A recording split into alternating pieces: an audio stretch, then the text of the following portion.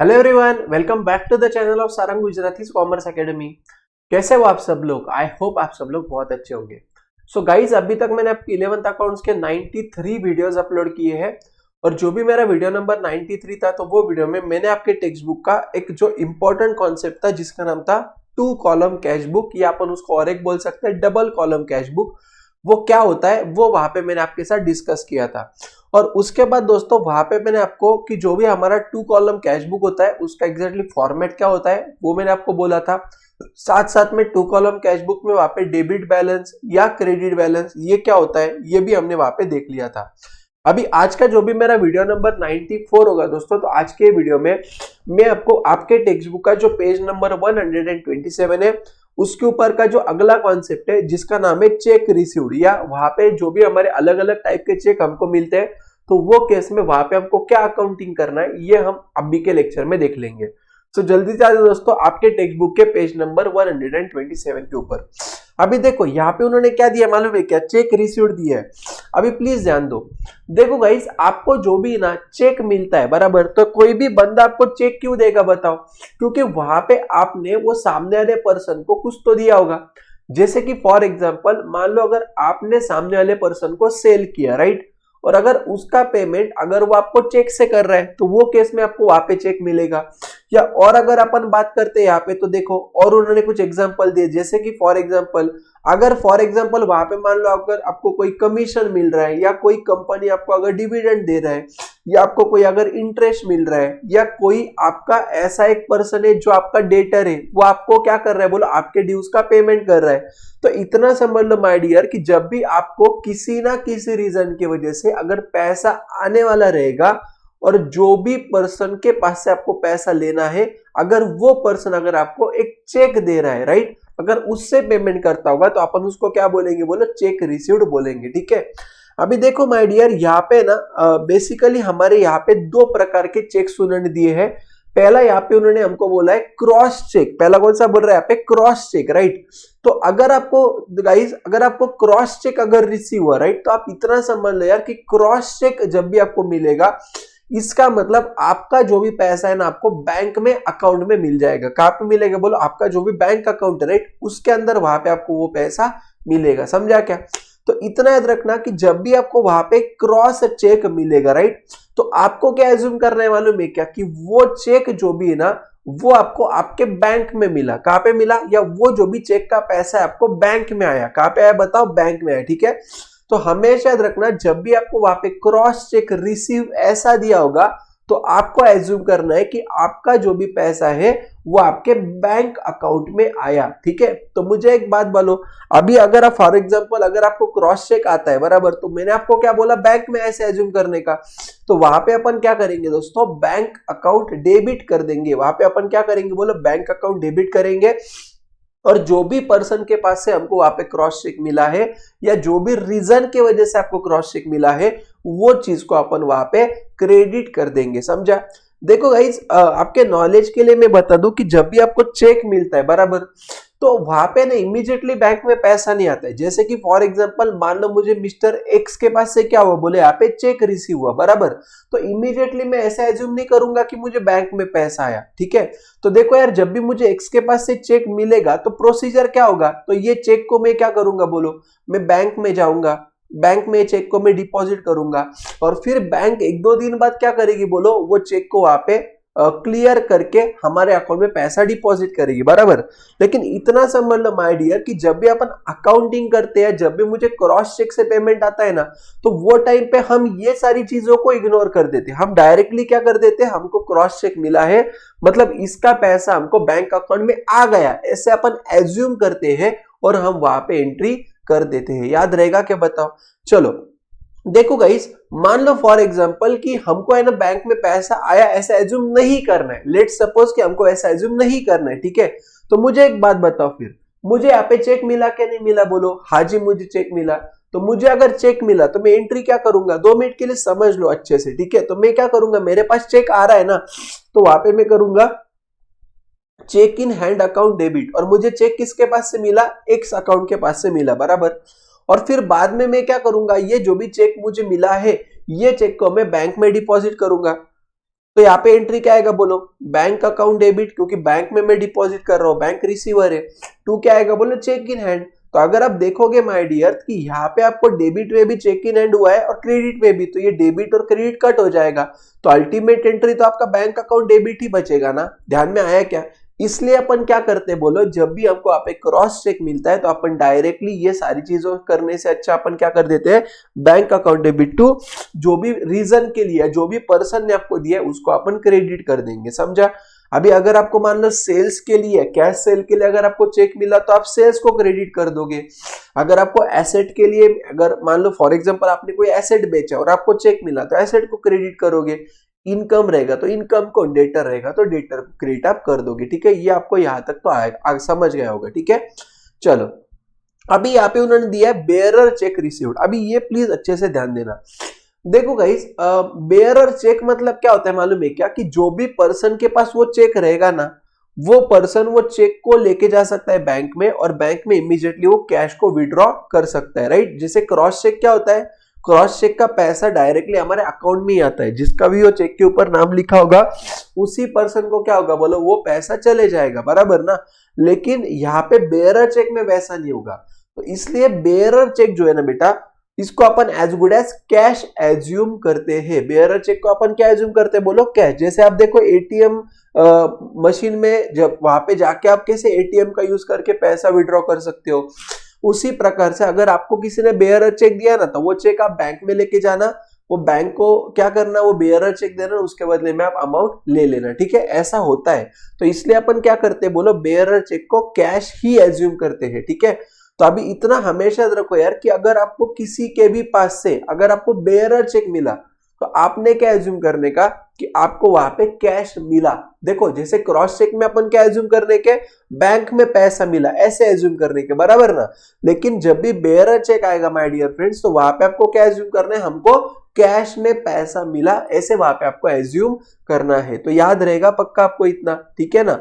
तो देखो for example अगर मुझे सेल्स मैंने किया और मुझे बेयरर चेक मिला, तो मैं एंट्री क्या करूंगा, cash account debit to sales account. तो इसी प्रकार से जो भी रीजन के लिए आपको यहाँ पे पैसा मिला, वो रीजन को क्रेडिट करो, और बेयरर चेक को मतलब कैश को क्या करने का बोलो, डेबिट करने का। याद रहेगा ना पक्का, गड़बड़ तो नहीं करोगे ना? चलो आगे देखो क्या दिया है, आगे उन्होंने यहाँ पे दिया है cheque received and deposited into bank on the same date, बराबर। इसका मतलब क्या रे बताओ, हमको क्या मिला बोलो, तो यहाँ पे हमको चेक मिला, बराबर, और वो चेक हमने क्या किया, इमीडिएटली सेम डे पे हमने बैंक में डिपॉजिट किया, बराबर है क्या? तो अभी देखो यार, मुझे एक बात बोलो, तुम समझो फॉर एग्जांपल अगर आपको चेक मिलता है, बराबर, तो जो आपको मिल रहा है उसको डेबिट करोगे। तो अगर मुझे चेक मिल रहा है तो मैं चेक इन हैंड को ही डेबिट करूंगा ना, और जो भी रीजन के लिए मुझे मिल रहा है, अगर मान लो मुझे सेल्स के वजह से मिला तो मैं टू सेल्स कर दूंगा, अगर मुझे एक्स के पास से मिला तो टू एक्स कर दूंगा, अगर मुझे एसेट के लिए मिला तो टू एसेट कर दूंगा। आपको समझ तो रहा है ना मैं क्या बोल रहा हूं? तो जब भी आपको चेक मिला, एक साइड से आपको चेक मिला और वो चेक को आपने सेम डे पे बैंक में डिपॉजिट कर दिया, तो इसका ही मतलब क्या मैं ऐसे बोलूं क्या रे कि मुझे ना डायरेक्टली बैंक में पैसा आया? देखो अगर आपको वैसा नहीं कर रहे तो आप ये दो एंट्री कर सकते हो, पहला चेक मिलने का, दूसरा चेक बैंक में डिपॉजिट करने का, लेकिन अल्टीमेट इफेक्ट तो आपका बैंक अकाउंट डेबिट ही आता है ना। तो इसलिए वो केस में अपन क्या करते हैं बोले, यहाँ पे bank account debit to reason account करेंगे, समझा ना गाइस? जब भी मैं देखो इसके आगे अभी हर एक चीज नहीं बोलते बैठूंगा, to sale to asset, right? इतना समझ लो यार कि रीजन को क्रिएट करने का, ठीक है? इतना याद रहेगा पक्का। आगे आगे उन्होंने दिया है चेक रिसीव्ड डिसऑनर, बराबर। अभी इसका मतलब क्या होता है समझो। सबसे पहले एक बात ये याद रखना दोस्तों कि कोई भी जो चेक है ना, वो चेक का वैलिडिटी है मैक्सिमम 3 मंथ्स होता है। कोई भी चेक का वैलिडिटी मैक्सिमम कितने मंथ्स होता है बोलो, 3 मंथ्स होता है, ठीक है? जैसे कि फॉर एग्जांपल मान लो आपको क्या हुआ, मिस्टर एक्स के पास से आपको चेक मिला, ठीक है? और मान लो मिस्टर एक्स ने आपको ये चेक दिया था 1 जनवरी को, बराबर है ना? तो आपने क्या करना चाहिए, जैसे 1 जनवरी से 3 मंथ्स कैलकुलेट करो, कितना आएगा? 1 जनवरी से 1 फरवरी, 1 फरवरी से 1 मार्च, 1 मार्च से 1 अप्रैल। मतलब आपने इसको क्या करना चाहिए, 1 अप्रैल के पहले ही बैंक में डिपॉजिट करना चाहिए।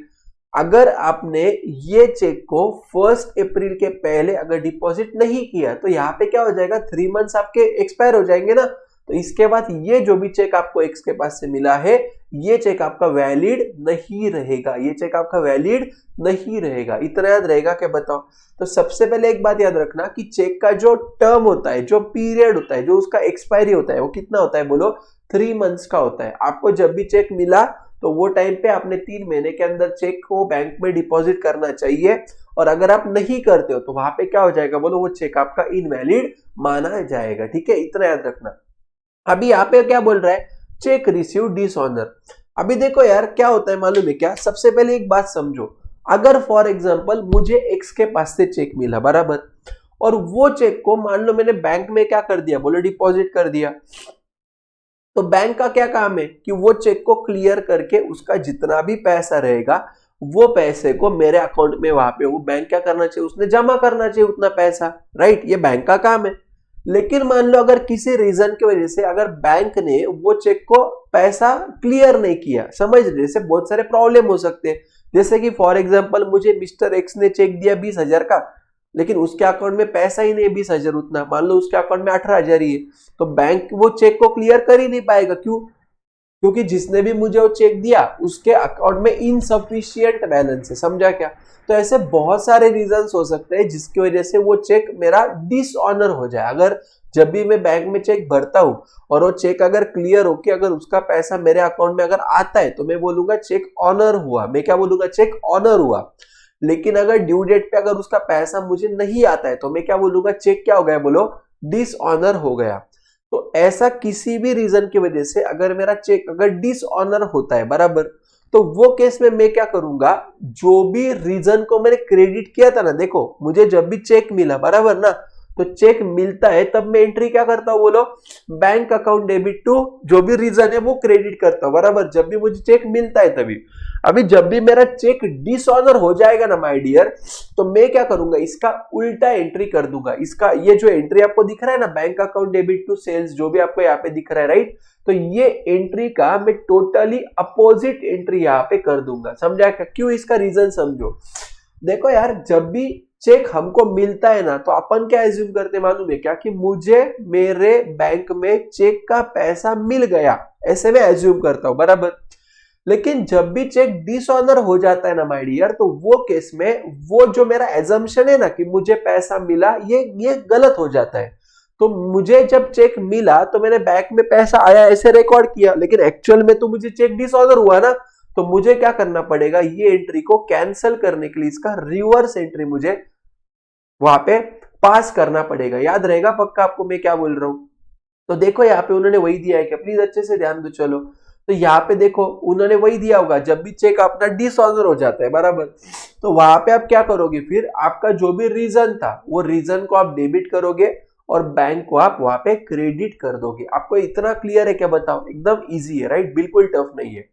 तो यहां तक अपन ने चेक रिसीव्ड और चेक डिसऑनर की बात की, राइट? अभी आगे उन्होंने यहाँ पे हमको दिया चेक इशूड। अभी इसका मतलब समझो। देखो दोस्तों, चेक इश्यू मतलब क्या मालूम है क्या? हमने सामने वाले पर्सन को पेमेंट करने के लिए चेक दे दिया। चेक इशूड मतलब क्या? हमने सामने वाले पर्सन को पेमेंट करने के लिए चेक दे दिया। समझ रहे हो क्या? तो इतना हमेशा याद रखना यार कि सामने वाले पर्सन को मैं चेक क्यों दूंगा रे? क्योंकि मुझे सामने वाले पर्सन को कोई ना कोई पेमेंट करना होगा, इसलिए तो मैं चेक दूंगा ना। अगर मैं उसको चेक दे रहा हूं मतलब मैं उसको वहां पे पेमेंट ही तो कर रहा हूं ना। तो इतना समझ लो यार कि सामने वाले पर्सन को पेमेंट करने के अलग अलग रीजंस हो सकते हैं। जैसे कि फॉर एग्जांपल मान लो मैंने सामने वाले पर्सन के पास से कोई परचेस किया तो मुझे उसका पेमेंट देना पड़ेगा। या मान लो फॉर एग्जांपल कि मेरे कुछ क्रेडिटर्स है, ऐसे लोग हैं कि जिसको मुझे अभी तक पैसा देना बाकी है, वो मैं दे दूंगा। या फॉर एग्जांपल मान लो कि मेरे कोई खर्चे हैं, राइट? या मैंने कोई एसेट परचेस किया। खर्चा समझता है ना? खर्चा मतलब क्या? जैसे कि फॉर एग्जांपल मान लो कि मुझे मेरे जो भी एम्प्लॉइज है उनको मुझे सैलरी देना है, मुझे लाइट बिल का पेमेंट करना है, राइट? तो ये सारी चीजों का जो पेमेंट है वो मैं चेक से भी तो कर सकता हूँ ना। जैसे मेरे यहाँ पे जो वर्कर है उसको मैं चेक भी तो दे सकता हूँ उसके पेमेंट का। तो इतना समझ लो यार कि जब भी मैं वहां पे चेक से पेमेंट करूंगा या जब भी मेरे पास से पैसा जाएगा ना, तो उसको मैं बोलूंगा चेक इशू किया। जब भी मैं पेमेंट करने के लिए चेक दे रहा हूं तो उसको मैं बोलूंगा चेक मैंने इशू किया। ठीक है?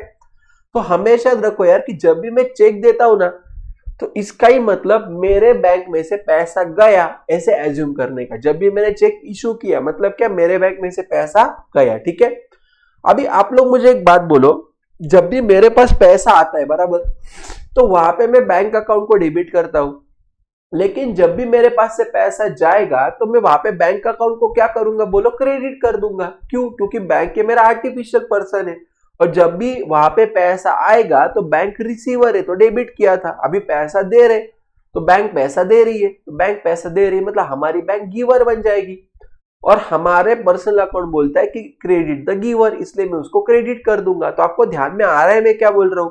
इतना हमेशा याद रखना माय डियर, जब भी मैं चेक इशू करूंगा तो मेरे पास से पैसा जाएगा तो बैंक को क्रेडिट करने का, और जो भी रीजन के लिए मैं वहां पे चेक दे रहा हूं वो रीजन को डेबिट कर देने का। क्लियर है? बताओ। चलो आगे।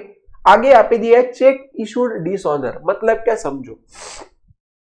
इसका मतलब ये होता है कि मैंने सामने वाले पर्सन को पेमेंट करने के लिए जो भी चेक दिया था ना, तो मुझे एक बात बोलो कि मैंने सामने वाले को चेक दिया तो वहां पे मैंने बैंक को क्रेडिट किया, लेकिन मैंने जो सामने वाले पर्सन को चेक दिया वो किसी ना किसी रीजन की वजह से डिसऑनर हो गया। डिसऑनर मतलब क्या, कि मैंने मान लो फॉर एग्जांपल सामने वाले पर्सन को 1 लाख रुपीस का चेक इशू किया पेमेंट के लिए, लेकिन मुझे याद ही नहीं था कि मेरे अकाउंट में पैसा ही नहीं है, तो चेक थोड़ी ना ऑनर हो जाएगा, चेक तो मेरा डिसऑनर हो जाएगा।